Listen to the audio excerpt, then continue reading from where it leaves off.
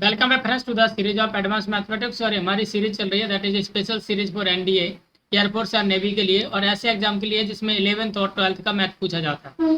तो इस सीरीज के अंदर का जो हम चैप्टर कवर कर रहे हैं उसका नाम है ट्रिग्नोमेट्री, जिससे रिलेटेड लगभग हमने 4 से 5 वीडियो बना दिए हैं और जिसमें हमने बिल्कुल इसमें एकदम बेसिक से लिया हुआ है। तो जिसने भी इनके जो वीडियो पहले वाले नहीं देखे हैं पहले उनको देख लें, जिससे कि आपका एकदम फाउंडेशन एकदम क्लियर हो जाए। तो बात करते हैं आगे, इससे रिलेटेड कुछ इंपॉर्टेंट कॉन्सेप्ट बचे हुए हैं, कुछ है आज के लिए कुछ थोड़े बहुत कॉन्सेप्ट बचे हुए हैं जहाँ से क्वेश्चन बन जाते हैं, उनको आज हम कवर करने वाले हैं। तो बात करते हैं कुछ ऐसे कॉन्सेप्ट हैं जो आ सकते हैं, बिल्कुल स्ट्रेट फॉरवर्ड पूछ सकते हैं। फॉर एग्जाम्पल जैसे बात करें आपसे, आप एक एक्सप्रेशन दी जाए आपको A sine theta plus B cos theta, या फिर आपको एक और एक्सप्रेशन दी जाती है A sine theta plus B cos theta plus C. ध्यान से समझना इस बात को। तो इन दोनों में आपसे सिर्फ एक ही चीज पूछ सकते हैं क्या, कि इसका आप या तो अधिकतम मैक्सिमम मान बताइए या मिनिमम वैल्यू बताइए, यानी maximum value and minimum value, अधिकतम मान और न्यूनतम मान। यदि इसका आपसे पूछे मैक्सिमम वैल्यू अधिकतम मान, तो आप क्या बताएंगे? कुछ नहीं करेंगे, केवल आप इसको देख लीजिएगा, ए रहा और ये रहा बी। क्या करेंगे आप? Under root A square plus, यदि आपसे कहा जाए इसका मिनिमम वैल्यू तो आप क्या करेंगे? माइनस का साइन लगा देंगे, under root A square plus B square. Clear हो गई बात? यदि हम दूसरे वाले स्टेटमेंट की बात करते हैं तो इसमें सिर्फ कुछ लिखा कुछ नहीं है, सेम है, ये वाला तो पूरा सेम है, केवल एक्स्ट्रा क्या लिखा हुआ है? सी एक्स्ट्रा लिखा हुआ है। कुछ नहीं करेंगे, यदि आपसे बात कहा जाए कि आप मैक्सिमम वैल्यू बताइए तो उसी जैसा कर देंगे, या मिनिमम वैल्यू बताइए। तो मैक्सिमम यानी अधिकतम मान के लिए आप क्या करोगे? Under root A square plus B square, और एक्स्ट्रा में क्या लगा हुआ है? सी, उसको आप इसमें चिपका देंगे। यदि आपसे कहा जाए मिनिमम वैल्यू तो क्या करेंगे? कुछ नहीं करेंगे, माइनस का साइन लगाएंगे, under root A square plus B square, और पीछे से क्या चिपका हुआ है? सी, तो इसके अंदर लगा देंगे। क्लियर हो गई बात? एक कॉन्सेप्ट यहाँ से पूछेंगे। दूसरा क्या पूछ सकते हैं? आपसे पूछ सकते हैं यदि आपको कोई ट्रिग्नोमेट्रिक इक्वेशन दी जाए तो उसका जनरल सॉल्यूशन पूछ सकते हैं। तो मैं आपको कुछ इंपॉर्टेंट स्टैटिक जनरल सॉल्यूशन लिखवा रहा हूँ, उनको आप बता लीजिएगा। क्या हेडिंग डालोगे? हेडिंग डालोगे general solution of, general solution of trigonometric equations. मैं आपको कुछ इंपॉर्टेंट इक्वेशंस बताऊंगा, कुछ समीकरण बताऊंगा, उनको आपको क्या लिखना है? जनरल सॉल्यूशन लिखना है। वो भी लिखवाऊंगा, आपको बस याद कर लेना है एक बार कैसे कैसे आपको इक्वेशन मिल सकती हैं और उनके कैसे कैसे जनरल सॉल्यूशंस आते हैं। तो एक साइड आप हेडिंग डालेंगे क्या? इक्वेशन, ट्रिग्नोमेट्रिक इक्वेशन, त्रिकोणमितीय समीकरण, और दूसरी तरफ आप डालेंगे इनके जनरल सॉल्यूशन।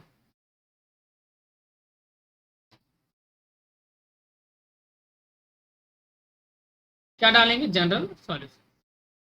ट्रिग्नोमेट्रिक इक्वेशन में कैसी कैसी दे सकते हैं एक बार जरा देख लीजिएगा। ट्रिग्नोमेट्रिक इक्वेशन में आपसे पूछ सकते हैं यदि साइन थीटा बराबर 0 या कॉस थीटा बराबर 0 या फिर टेन थीटा बराबर 0, तो आप थीटा का वैल्यू बताइए। यानी ध्यान समझिए, जब भी साइन थीटा बराबर 0 होगा, किसके बराबर होगा? जब भी साइन थीटा होगा 0 के बराबर, तो आप जो थीटा का वैल्यू लिखेंगे वो लिखेंगे एन पाई। क्या लिखोगे? जब भी साइन थीटा बराबर होगा 0 के तो आप लिखोगे थीटा बराबर एन पाई, जहाँ एन क्या होगा? एन विल बी एक इंटीजर, एक पूर्णांक संख्या होगी। यानी इसका मतलब ये निकलता है इससे निष्कर्ष है कि यदि थीटा की जगह एन पाई रख दें, एन पाई का मतलब 1 पाई 2 पाई 3 पाई 180 200 360 540 या 0 रख दें, तो हमेशा इसका वैल्यू कितना निकलना है? 0 ही निकलना है। यानी कि 180 के गुणा का कोई भी थीटा हो वो साइन थीटा का वैल्यू हमेशा 0 ही बताएगा। यदि आपसे कहा जाए कॉस थीटा बराबर 0, तो आप थीटा का वैल्यू बताइए। सिंपल क्या रख दोगे? 2n+1 into pi by 2। Clear हो गई बात? जहाँ एन क्या है? एक सिंपल लिख सकते हो, पूर्णांक है। अगला बात करते हैं किसकी? टेन थीटा बराबर 0, तो थीटा बराबर आप लिख लो सिंपल एन पाई। वही चीज एन क्या है? एक पूर्णांक संख्या, एक इंटीजर है। क्लियर हो गई बात? तीन है एक साथ याद करोगे। अब दूसरे किस प्रकार पूछ सकते हैं उनको भी देख लो। यदि आपसे कहा जाए साइन थीटा बराबर साइन अल्फा, या कॉस थीटा बराबर कॉस अल्फा, या tan theta is equal to tan alpha, तो आपका वैल्यू निकालना है थीटा की in the form of alpha, alpha के फॉर्म में निकालना है, जिसे आप जनरल सॉल्यूशन ही बोलते हो। यहाँ से आपसे कहा जाए थीटा का वैल्यू निकालो क्या होगा, यहाँ से कहा जाए थीटा का वैल्यू निकालो क्या होगा, यहाँ से कहा जाए थीटा का वैल्यू निकालो क्या होगा। जब भी sine theta equal sine alpha हो तो थीटा का वैल्यू याद रख लेना क्या होता है, ध्यान से समझना। थीटा का वैल्यू होगा आपका एन पाई प्लस माइनस 1 की पावर एन इंटू अल्फा। यदि cos theta equal cos alpha दिया गया है तो यहाँ से थीटा का वैल्यू होगा 2n pi plus minus alpha. Clear हो गई बात। यदि tan theta equal tan alpha दिया गया है तो यहाँ से थीटा का वैल्यू होगा n पाई प्लस अल्फा। तो 3 और 3 ये आपकी ट्रिग्नोमेट्रिक इक्वेशंस हो गई। और बात करते हैं कैसी कैसी पूछी जा सकती है। और देख लो, एक आपको दी जा सकती है कैसी के sine square theta equal sine square alpha. ध्यान से समझना। या cos square theta equal cos square alpha, या tan square theta equal tan square alpha. Clear हो गई बात। Tan square theta equal tan square alpha. तो आपको क्या करना है, आप किसका वैल्यू बताना है, अब आपको बताना है थीटा का वैल्यू। याद रखो जब भी ये चीज आपको दी जाए, चाहे साइन हो चाहे कॉस हो चाहे टेन हो, हमेशा थीटा का वैल्यू क्या रहना है आपका, याद रख लेना, थीटा का वैल्यू रहना है आपका n pi plus minus alpha. आई बात समझ में। और लिखो थोड़ी सी ट्रिग्नोमेट्रिक कुछ है इंपॉर्टेंट जो एकदम स्ट्रेट फॉरवर्ड आपसे पूछ लिए जा सकते हैं, बिल्कुल आ सकते हैं, सीधा पूछा जाएगा, कुछ इसमें लगाने की आपको आवश्यकता नहीं होगी कोई भी ट्रिक। कौन कौन सा। एक आपसे पूछ सकते हैं sine theta equal 1, cos theta equal 1, या फिर आपसे पूछा जा सकता है tan theta equal 1, sorry cos theta equal -1। तो आप थीटा का वैल्यू बताइए क्या होगा, ध्यान से समझो। देखो, तो यहाँ से पूछा जाए आप थीटा का वैल्यू बताइए क्या होगा, यहाँ से पूछा जाए थीटा का वैल्यू बताइए क्या होगा, यहाँ से पूछा जाए थीटा का वैल्यू बताइए क्या होगा। तो यहाँ थीटा इक्वल होगा 4n+1 into pi by 2। Clear हो गई बात। यहाँ थीटा का वैल्यू होगा आपका जो 2n पाई, ध्यान से समझना, थीटा का वैल्यू क्या होगा 2n पाई। यहाँ थीटा का वैल्यू होगा 2n+1 इंटू पाई। क्लियर हो गई बात। Cos theta equal -1। आपको n तो पता ही है, एक इंटीजर है, एक आपकी पूर्णांक संख्या है। और देखो एक दो बच्चे हैं उनको भी देख लो क्या क्या पूछ सकते हैं आपसे। ये इसलिए लिखवा रहा हूँ क्योंकि यहाँ से स्ट्रेट फॉरवर्ड क्वेश्चन बनते हैं, सीधे पूछ लिए जाते हैं। यदि आपको दे दिया जाए sine theta equal sine alpha and cos theta equal cos alpha, याद रख लेना इसमें और इसमें बहुत फर्क है। इस ये दोनों एक साथ मिलेंगे आपको, sine theta equal sine alpha and cos theta equal cos alpha. तो यहाँ यदि आपसे पूछा जाए कि थीटा का वैल्यू क्या होगा, यानी इसका जनरल इक्वेशन क्या होगा, सॉरी जनरल सॉल्यूशन क्या होगा, तो आप क्या बताएंगे। तो यहाँ बता देंगे जो आपका थीटा का वैल्यू होगा that will be equal to 2n pi plus alpha. तो ये थे कुछ इंपॉर्टेंट इक्वेशंस जिनके हमने जनरल फार्मूले देखे हैं। तो ये वाले जनरल फार्मूले आप बिल्कुल अच्छे से याद कर लेंगे ढंग से, बिल्कुल इनको एकदम ये मान लिया, इनको बिल्कुल एकदम टू द पॉइंट याद कर लेना। स्ट्रेट फॉरवर्ड क्वेश्चन पूछे जाते हैं यहाँ से। अब कुछ इंपॉर्टेंट हम रिजल्ट की बात कर लेते हैं, जिन्हें आप ट्रिक का भी नाम दे सकते हो। तो अब हम बात करते हैं कुछ इंपॉर्टेंट रिजल्ट्स के बारे में। इसके बारे में कुछ इंपॉर्टेंट रिजल्ट्स आप बिल्कुल डाल लीजिएगा। कुछ इंपॉर्टेंट रिजल्ट्स हैं जो कि आप अच्छे से एकदम लिख लो, बिल्कुल जिन्हें आप ट्रिक भी कह सकते हो। इनसे बिल्कुल स्ट्रेट फॉरवर्ड क्वेश्चन बिल्कुल बन जाते हैं और आप इनको डायरेक्ट कर भी सकते हो। क्लियर हो गई बात। तो हेडिंग डालो कुछ सम इंपॉर्टेंट रिजल्ट्स। क्या करोगे, सम इंपॉर्टेंट रिजल्ट कैसे कैसे पूछे जा सकते हैं, मिनिमम मैक्सिमम देख लो। बाकी तो हम आपको सारी क्वेश्चन की प्रैक्टिस करवाएंगे, कुछ ट्रिक से भी करवाएंगे, कुछ थीटा को रख के भी करवाएंगे। बाकी ये सारी प्रैक्टिस आप कुछ आप इनको याद कर लेंगे तो चीज़ें काफ़ी आसान हो जाएंगी। अब बात करते हैं क्या पूछे जा सकते हैं। कुछ इंपॉर्टेंट देख लो। यदि दिया गया साइन थीटा और गुणा है साइन 60 माइनस थीटा, इसका मल्टीप्लाई किया जा सकता है साइन 60 प्लस थीटा। तो इसका जो डायरेक्ट आंसर होगा आप लिख सकते हैं क्या, 1/3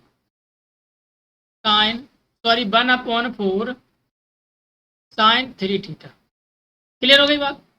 सिंपल। इसी जैसा एक और है, cos theta cos 60 minus theta into cos 60 plus theta. क्या करेंगे आप? सिंपल सा देखो,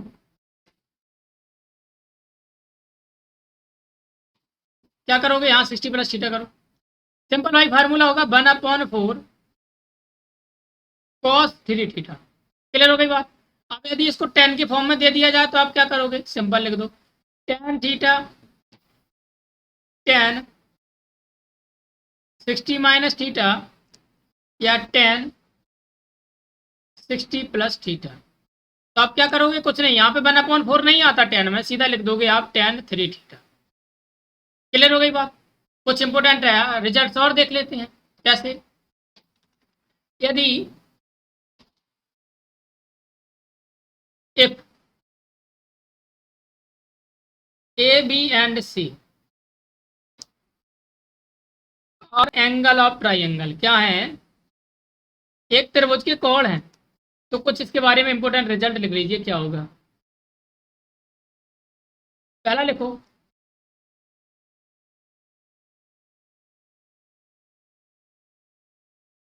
क्या रिजल्ट लिखोगे? Sine 2a plus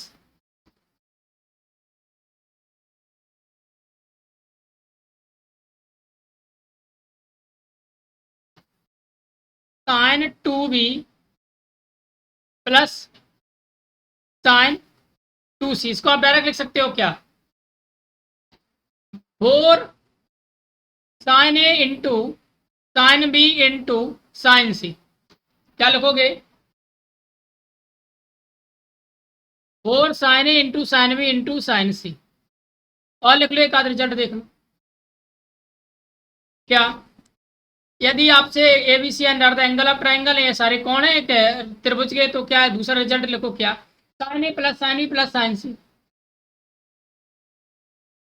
sign A plus sine B plus sine C, इसका डायरेक्ट लिख लो, इज इक्वल टू, ये हो जाएगा आपका 1/4 into cos A upon 2 cos B upon 2 into cos C upon 2। Clear हो गई बात? एक आध दो और है, उनको भी जरा देख लो, फिर उसके बाद इसको हम एंड करते हैं सेशन को। दूसरा क्या है, अगला लिख लो, cos A plus cos B plus cos सी।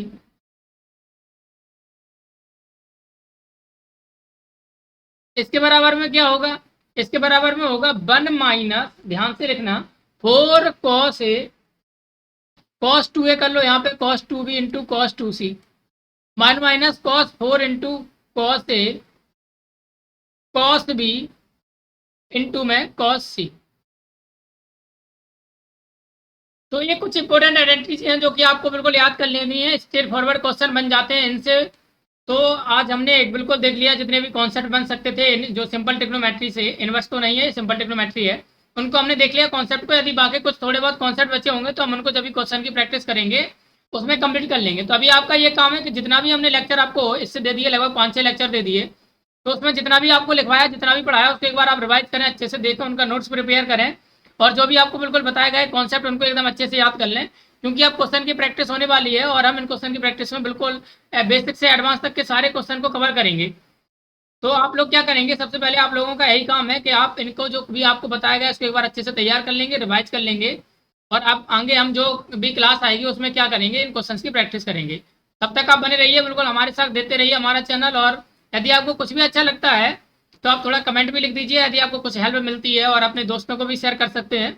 बाकी यदि आपको कोई प्रॉब्लम होती है तो मैंने बता दिया कि आज टेलीग्राम चैनल है दीपक राठौर क्लासेस, दीपक राठौर क्लासेस, तो इस पर आप अपनी कोई भी क्वेरी हो उसको दे सकते हैं, तो यहाँ से मैं एक अच्छा सॉल्यूशन आपको दे दूंगा। बाकी आप बने रहिए, सीखते रहिए, क्योंकि ये अब ये आपका बिल्कुल जो एनडीए का बिल्कुल चल रहा है, जो कोर्स ये कंप्लीट करेंगे हम बेसिक से लेके एडवांस तक। अभी केवल मैथ की सीरीज है, कुछ 2-4 दिनों के बाद आपकी जी के इंग्लिश सारी की सीरीज स्टार्ट होने वाली है।